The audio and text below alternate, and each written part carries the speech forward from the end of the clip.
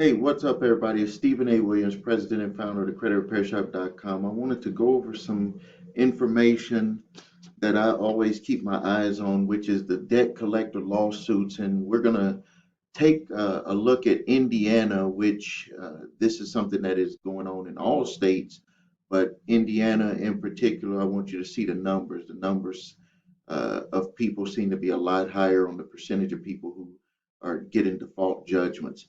And I also want to ask you if you could go ahead and like this video. I normally don't like doing that, but it seems that the way to get more people to watch it is to just ask people up front rather than having people watch the entire video and then making their decision. That's just the way that YouTube makes this. And please subscribe to the channel and hit that notification bell also. And also before I get started, I want to apologize for something. So I've been reading the comments. I've been responding to as many as possible, and some of the people who have reached out to us when they've communicated their situation off of watching a YouTube video, they would state that it just seems so easy. Why can't they do it? And I just want to reiterate that just so you know, we've been doing this since 2006. There's a lot of different things that could go into your particular situation. No situation is identically 100% the same, so we have to evaluate the situation. And I think that when people see what we've done with other people, they feel they feel that their situation has to be the same because it looks similar. And the things that we've seen with accounts, sometimes you could be dealing with the same creditor or the same debt collector, and if information on there or something about the account, or they were able to get more information about you than they were about another individual that they were trying to collect from, all of that stuff plays into it. So you have to kind of, just don't think that the information that we're giving you doesn't work. And it might sound easy when we explain it or when I explain it to you. It's more about that I've been doing this so long. So when I see something, I might explain it a certain way, but when I get the actual information and we're doing work, we're actually breaking that whole thing down on that individual basis for that particular client. And I apologize for making it seem like it's too easy. It does take work. It's a lot of grinding. It's a lot of phone calls. It's not just about sending letters. This is why I have to have a full staff. Other companies may not. They may just be a one man or one woman, running their business, which is nothing wrong with that. But when you're dealing with a lot of people, you have to just be willing to grind and see what solutions can come about. All right, let's get on to what this is about here. This is the state of Indiana, and from 2020 to March of 2022, 159,914 debt collector lawsuits were uh, were filed, and 93.9% of the people, defendants, did not have legal representation. Now, don't take that number there. Don't worry about that, because people normally, when they have a financial issues, they won't have legal representation because they can't afford to pay for it, and they know that more than likely the end result is going to be that they're going to be pushed into doing a settlement, because an attorney is not going to just go there and bill you a certain amount. It's actually illegal for them to do that. They have to actually either do it if they by a percentage if they win, or they have to either say it's going to be this amount per hour to take your case. So that's what everybody is up against. So now the other 7.1% that's on here that did have legal representation, I'm pretty sure that those were business clients. It was not probably a small percentage, unless it was ID theft or something special that happened that wasn't ordinary. It's going to be mostly business people that had that attorney in their with them, or maybe someone may have had a service like prepaid legal or something where they represented them at the beginning. But now LVNV funding had 13.2%, 21,000 lawsuits. And the reason why this had a spike at this time is because they started allowing the virtual lawsuits. It wasn't where they had to actually have an attorney in that area. They just had to be licensed to do business in that area, and then they could do everything virtually.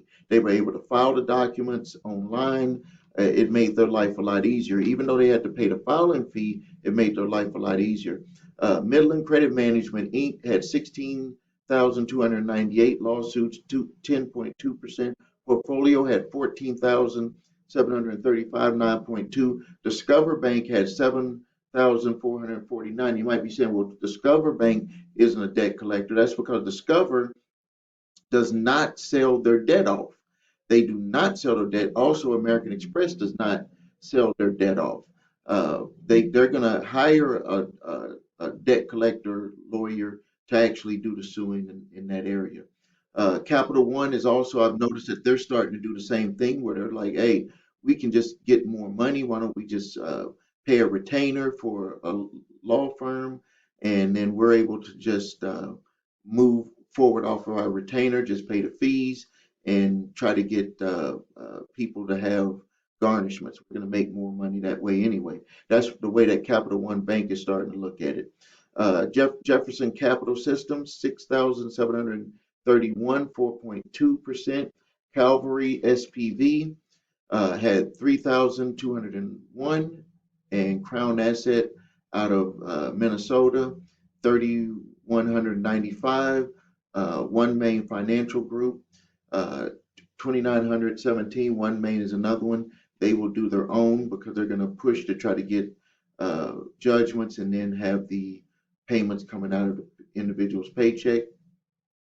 Trust Recovery Services, 2,840.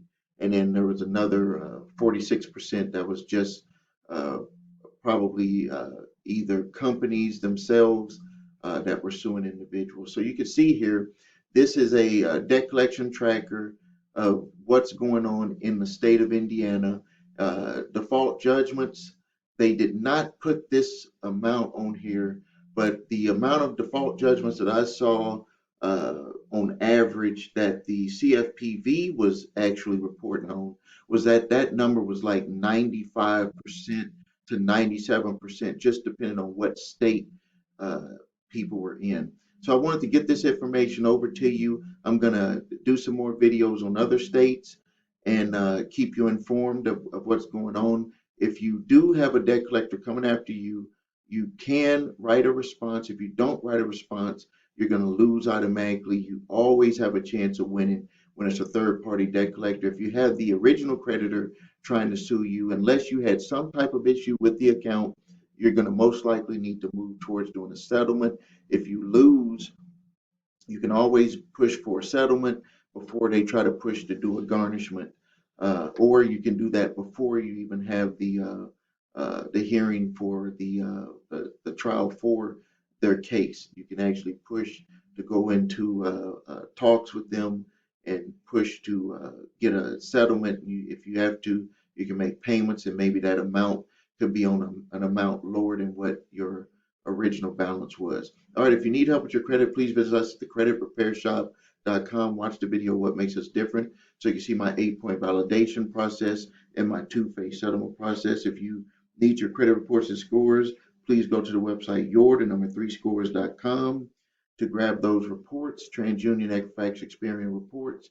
If you have debt collectors coming after you early in the game before it becomes a lawsuit, please grab my 3-pack of letters, statute of limitation, debt validation, and cease and desist collection activities letter. And debt collectors are still coming after people for debts that are past statute of limitations.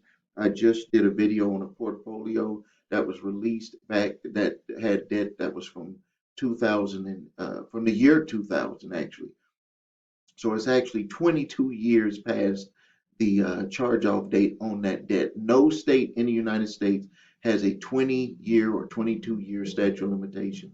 Only one state has a 15-year statute of limitation. So if you're getting letters from debt collectors, make sure you check to see when the statute of limitation runs out for paying that debt. It is different I don't want you to get confused with the statute of limitations for being able to be placed on your credit reports.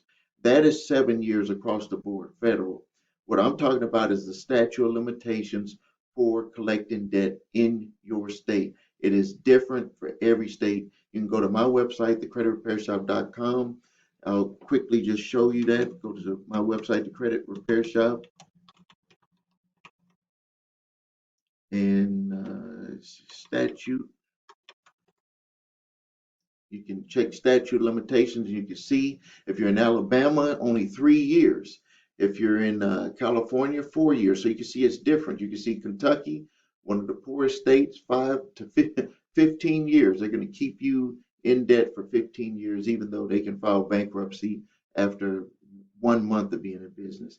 Illinois is 10 years, 5 to 10 years for credit card. This line here is for opening accounts, including credit cards. So you can see it's a little bit different in other states. West Virginia, 10 years across the board. But other states have pretty good statute of limitations uh, uh, uh, limits on there for debts. That means that if you receive a letter with that's past the legal statute of limitations, even if it's just 1 day, that means that you do not have to pay it. And all you have to do is notify them that you know that they cannot legally come after you for that debt and you want them to cease all collection activities on that debt. That's all you have to do. Thank you for your time. Post your questions, comments. Please like this video and please hit the notification bell to see my next video. I'm going to make another one pretty soon. Thank you.